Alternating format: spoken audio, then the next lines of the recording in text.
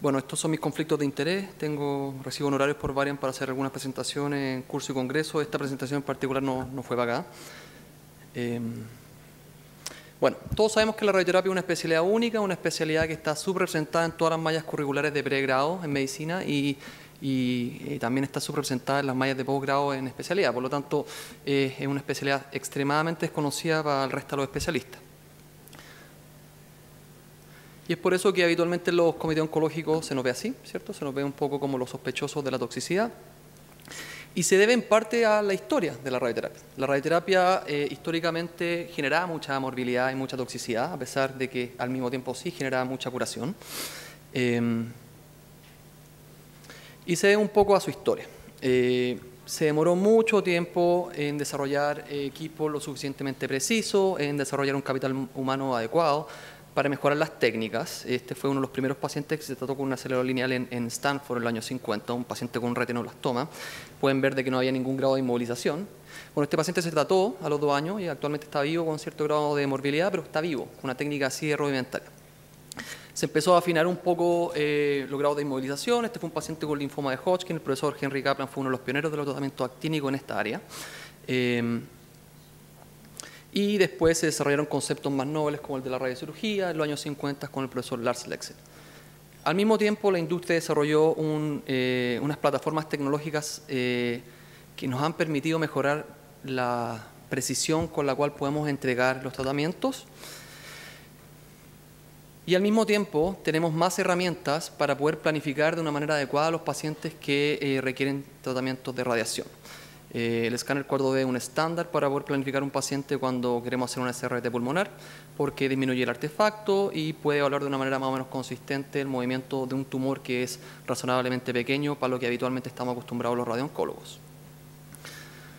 Por lo tanto, la planificación actual es extremadamente detallista, ¿de acuerdo? Y esta primera impresión que les muestro, que era la impresión antigua de que la radiación era extremadamente tóxica, actualmente la verdad que no es así. Y se debe en parte a esto. La ventana terapéutica históricamente ha sido muy estrecha. Y aquí pueden ver en una curva de dosis-respuesta de que la probabilidad de control tumoral y la probabilidad de generar daño se separa por una ventana extremadamente pequeña. Sin embargo, si aplicamos un poco de tecnología, aplicamos también mejor conocimiento de la enfermedad, desarrollamos algo de capital humano, esa ventana se puede ampliar. Y este es un muy buen ejemplo de ello. Yo les diré que hasta los años 80 o principios de los 90, los cánceres de pulmón se trataban así, ¿de acuerdo? Ciertamente había un grupo importante de pacientes que se podía sanar con la radiación, pero a expensas de una gran morbilidad. En la medida que se desarrollaron los conceptos de IGRT, IMRT y ciertamente una mejor evaluación del movimiento pulmonar, esta curva, que es la que pueden ver ahora en amarillo, se empezó a achicar y se empezó a parecer mucho más al tumor. Y esto es lo que hacemos ahora con SBRT. La curva es prácticamente del mismo tamaño de lo que tiene el tumor. Por lo tanto, al día de hoy, la cirugía aparece como una alternativa válida en muchos escenarios de la economía humana para reemplazar a la cirugía. Esto es así en las metástasis cerebrales. En pulmón, en general, se ofrecen pacientes inoperables. En metástasis hepáticas y hepatocarcinoma es una alternativa válida. En cáncer de páncreas y resecable también. Y en oligometástasis, ¿para qué decir? Y es importante que entendamos este concepto, porque si pueden ver este gráfico de un paper publicado en la revista Verde, entre el año 80 y el año 2020 había un cambio significativo en el número de publicaciones relacionadas con SBRT o radiocirugía que se publican en PubMed. A principios de los años 80 prácticamente no había publicaciones y ahora ya quedamos, esta curva llega hasta el año 2015, son alrededor de 1.600 publicaciones al año. Por lo tanto, es una técnica que está cambiando nuestra especialidad. Bueno, aboquémonos un poco al tema central. Cáncer de pulmón en etapa temprana en el setting de pacientes no operables. ¿De acuerdo? Y esto es importante que quede claro. Yo insisto en que el manejo de los pacientes en etapa temprana que son operables es ciertamente quirúrgico. ¿De acuerdo? Y ahí ahora hay discusiones sobre el grado de resección que tienen que tener los tumores y un conjunto de diferencias que hacen cambiar un poco la forma como los cirujanos de tórax se enfrentan a estos tumores. Pero me voy a centrar en pacientes que no son candidatos quirúrgicos, ¿de acuerdo? de que o por comorbilidades o porque el paciente rechaza la cirugía no es una alternativa. Y son justamente los pacientes candidatos para SBRT los que pueden ver ahí, según el TNM que se propuso hace muy poco, que es el 8º TNM para el cáncer de pulmón, ¿cierto? Son tumores con ganglio negativo del momento, pero pueden tener cualquier tamaño, ¿ok? El tamaño ya no es una limitación para la SBRT de pulmón. Antes de la SBRT, lo que se hacía con estos pacientes es que se le hacía radioterapia convencional. Esto significa que la dosis iba entre 70 a 60 Gray y el tiempo total de tratamiento oscilaba entre 6 a 7 semanas. Y lo que pueden ver ahí es que la probabilidad de controlar la enfermedad con este tipo de tratamiento era baja, ¿de acuerdo? Era ciertamente mejor que la observación, pero la probabilidad de controlar la enfermedad era baja. Estaba en general bajo el 70% y en muchas series estaba bajo el 20 o el 30%. Esto también se debe a otros factores, pero fundamentalmente se debía a que la dosis que uno podía aplicar era pobre. Por lo tanto, se tomaron conceptos de la radiocirugía cerebral, se modificaron conceptos de la forma de planificar a los pacientes y se desarrolló la SRT pulmonar. Y lo que sabemos al día de hoy, y hay evidencia del primer nivel, es que la SBRT es al menos igual a la radioterapia convencional actual para controlar la enfermedad, pero genera menos morbilidad. Y esto ya se ha publicado, y el único estudio de esos 3 estudios randomizados que ven ahí que se ha publicado es el SPACE, que se publicó en la revista Verde, que es este estudio de acá, y que mostró de que había una mejor probabilidad de tener control local. Desde ese entonces, y lo que pueden ver en estas curvas de acá, es que la curva gris era el uso de radioterapia según la SR en pacientes no candidatos a cirugía, radioterapia convencional. Y la curva negra es el uso de SBRT. Desde que se empezó a desarrollar esta técnica y ya fue avalada científicamente por la mayoría de las organizaciones, hubo un cambio sustancial en su uso. Y al día de hoy prácticamente ni un paciente en etapa temprana no operable se trata con radioterapia convencional, sino que el 100% de estos pacientes en Estados Unidos, en una base de datos como la SR, se tratan con SBRT. ¿Qué es la SBRT? Bueno, es una técnica hiperprecisa de radiación.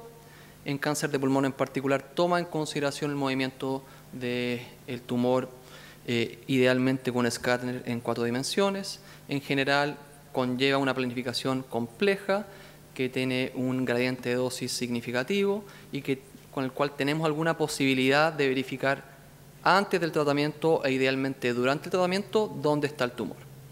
Y el gran cambio con respecto a la convencional es que las dosis por sesión son altísimas. Y esto un poco es un problema actual que tenemos porque no nos hemos puesto de acuerdo con respecto a la nomenclatura. Algunos le dicen SBRT, otros lo dicen SAVR, otros lo dicen radiocirugía pulmonar. La verdad es que importa poco, mientras uno tome en consideración de que tiene que cumplir los requisitos que antes les comenté. Y esto muestra un poquito el cambio que ha habido. Antes se trataban estos pacientes en 7 semanas, hoy día los podemos tratar en 3 sesiones, 8 sesiones, 5 sesiones e incluso en una sesión algunos pacientes seleccionados.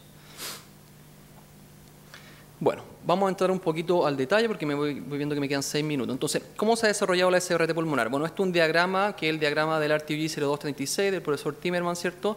Entonces, la radiocirugía pulmonar inicialmente se empezó a probar en tumores que eran como ese que les acabo de mostrar. Un tumor que está al menos a 2 centímetros de estas estructuras centrales. Hay una línea imaginaria que ahí está a 2 centímetros del árbol bronquial secundario, de la tráquea y del árbol bronquial primario. Y hay un estudio fase 2 que les voy a mostrar rápidamente, que es el RTOG 0236. Luego empezamos a probar con tumores centrales. Y los tumores centrales son como ese segundo diagrama rojo que les acabo de mostrar, que es que el tumor de alguna otra manera se superpone con esta línea imaginaria de 2 centímetros con respecto a las estructuras centrales. Y al día de hoy queremos tratar estos tumores, que son los tumores ultracentrales, que son tumores en los cuales el tumor a tratar se superpone con el órgano central, ya no con esta línea imaginaria, sino que con el órgano central. Entonces, primera pregunta, ¿se pueden tratar pacientes solamente con tumores periféricos? Yo digo que sí. Y aquí les voy a mostrar con el RTOG 0236. Este fue el estudio que se publicó inicialmente en el JAMA en el año 2010 y luego se hizo un update en ASTRO el año 2014. Fue un estudio multicéntrico, fase 2, donde el objetivo fundamental era evaluar el control local de los pacientes. Y había un esquema de radiación que era 54 Gray de sesiones en días alternos. Y lo que pueden ver ahí es que en la publicación de JAMA del 2010 la probabilidad de tener control tumoral, porque el control en cáncer de pulmón, dependiendo del tipo de tratamiento que ocupemos, es distinto. El control tumoral, no lobar, era de un 98%, sin embargo el control lobar era de un 91%. Bueno, esto ya se actualizó al año 2014 y ahora se va a actualizar de nuevo. Y lo que podemos ver es que a 5 años la probabilidad de tener control local, control lobar era de un 80%, regional había una falla de un 38% y un 31% de metástasis a distancia. Había un grupo importante de estos pacientes que no tenían EUS, no tenían PET, y vale decir de que ninguno de estos pacientes recibió tratamiento sistémico. Por lo tanto, este es el desde el cual podemos evaluar este tipo de tratamiento.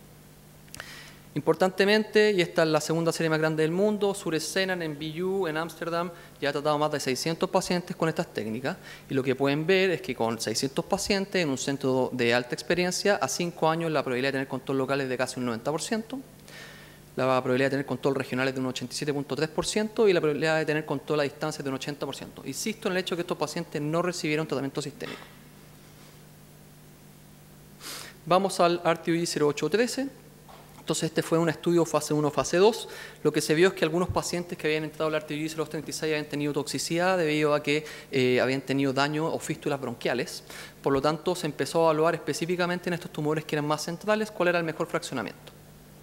Se diseñó este estudio fase 1, fase 2, donde la PI era la doctora Andrea Besiak, y se empezó con el nivel de dosis de 8 Gray etonoacetal de 40 en 5 sesiones. Bueno, finalmente se paró en el nivel de dosis 5, que serían 50 Gray en 5 sesiones, a 10 Gray por sesión. Y ese es el esquema que se ocupa actualmente. Esto se presentó en ASTRO, donde se demostró la seguridad de este tipo de esquema, que era el nivel número 5. Y estos son los tipos de pacientes que actualmente tratamos de esta manera. Este sería un tumor central, donde después de 50 Gray en 5 sesiones, que es lo que habitualmente ocupamos, tenemos una respuesta completa 3 meses después en ese escáner que pueden ver ahí. Por lo tanto, actualmente lo que ocupamos es una radioterapia o un esquema de fraccionamiento basado en el riesgo. Por lo tanto, un tumor es periférico, ocupamos 3 sesiones habitualmente. Si son extremadamente periféricos y pequeños, incluso ocupamos una sesión de 34 Gray.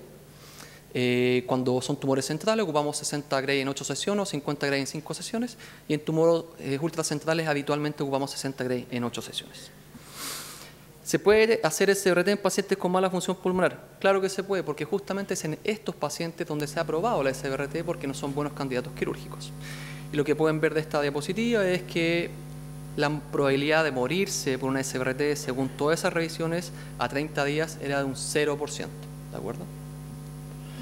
Esta es una pregunta interesante y que cada vez vemos más. ¿Se puede hacer SBRT en pacientes con enfermedad pulmonar intersticial? Y la verdad que este es un grupo de altísimo riesgo de tener morbilidad por cualquier tipo de tratamiento. Por lo tanto, habitualmente los cirujanos escapan de ello y cada vez más los que hacemos radioterapia vamos a ver estos pacientes. Y esta es la mejor evidencia que tenemos. Esta es la evidencia del Princess Margaret. Son más de 600 pacientes donde la doctora Meredith Giuliani revisó el número de pacientes que tenían neumonitis intersticial al ingreso. Muchos de ellos, de hecho, no están diagnosticados y le hizo el diagnóstico en el escáner de inicio. Lo que pueden ver es de que, a pesar de que aumenta la probabilidad de tener una neumonitis clínica en 5,81 veces, no aumenta la mortalidad. ¿De acuerdo? O sea, van a tener más neumonitis, pero no aumenta la mortalidad del hacerle SBRT a este tipo de pacientes. ¿Se puede hacer en pacientes mayores de 80 años? Claro que se puede, y justamente también este grupo el que más vemos. Hay que hacer un análisis geriátrico inicialmente. Lo que pueden ver ahí es que... Doctor, le queda un minuto. Lo que pueden ver ahí es que a izquierda hay una diferencia claramente en mayores de 80 años en supervivencia global. Sin embargo, no hay ninguna diferencia en supervivencia a cáncer específica cuando se segmentan estos pacientes por edad. Y esto ya se confirmó en esta publicación en el JCO del año 2018, donde la edad es un factor de riesgo fundamentalmente a los pacientes que tenían cirugía, pero en SBRT no había ninguna diferencia en mortalidad de cáncer específica. Se puede hacer, ya para ir terminando, SBRT en pacientes con tumores sin biopsia, y la verdad es que sí, y eso va a depender un poco del sistema de salud de donde uno venga y del grupo quirúrgico con el cual uno trabaje. Yo, con los grupos quirúrgicos de cirugía de tórax, básicamente les hago esta reflexión y les digo de que algunos de sus pacientes, de hecho, van a cirugía radical sin biopsia. Y lo que tienen que hacer ellos es analizar esos pacientes. Me gusta saber en ese tipo de análisis cuántos de esos pacientes tenían patología benigna cuando entraron a una toracotomía de inicio. Y por ejemplo, esta discusión la tuvimos con el grupo de la Clínica Santa María y la discutí fundamentalmente con Francisco Suárez, y me comentó de que la probabilidad de que ellos hagan una toracotomía frustra es 0. Por lo tanto, si el valor predictivo positivo antes de la biopsia es alto y la morbilidad relacionada con la biopsia es alta también, no hay necesidad de hacer una biopsia antes de hacer una SBRT. Por lo tanto, la SBRT es un tratamiento estándar para pacientes inoperables. Se puede tratar pacientes con mala función pulmonar, mayores de 80 años y casos seleccionados sin biopsia. Y en general ofrece mejores resultados que las terapias convencionales. Por lo tanto, hay que usar la radioterapia en la justa medida, hay que tener obviamente una capacitación humana de acorde a la técnica que estamos ocupando y ciertamente hay que tener un mínimo de equipamiento para poder hacerlo. Muchas gracias.